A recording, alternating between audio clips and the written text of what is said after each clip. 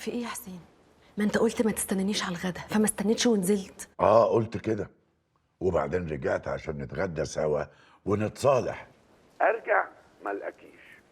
هو انت ما فيش فايده فيكي ابدا، ما بتسمعيش الكلام، لازم العند.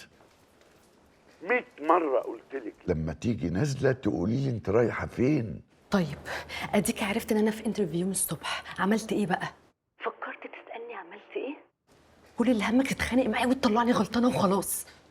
كارمن، يلا. طب اقفل اقفل، داخله رئيس التحرير.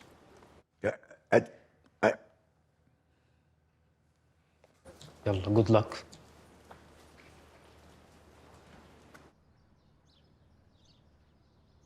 دينا بقول لك ايه، انا مش عايزك تتعبي نفسك خالص، انا هحط من كل الاصناف وفي الاخر هقرر هاكل ايه عشان بس ما بوظش الدايت.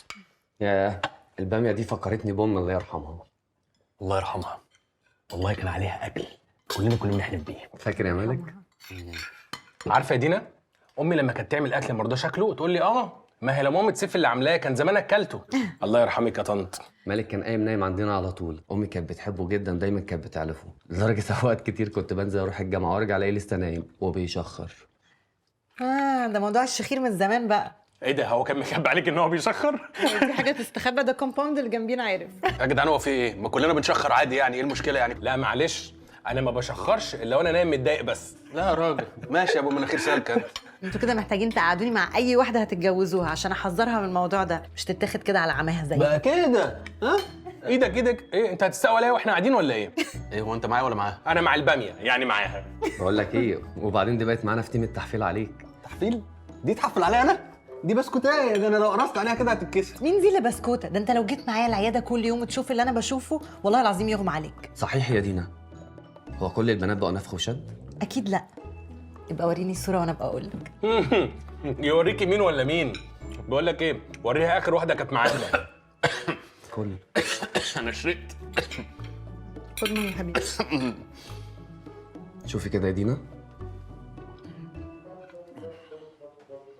لا دي عامله فيلر بس بسيط في شفايفها، كلها طبيعيه.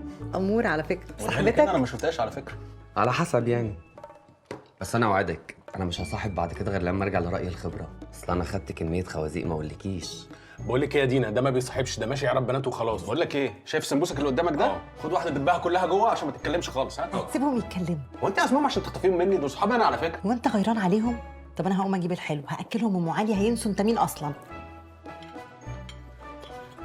ناكل ام علي. الواد ده يسلمنا. امال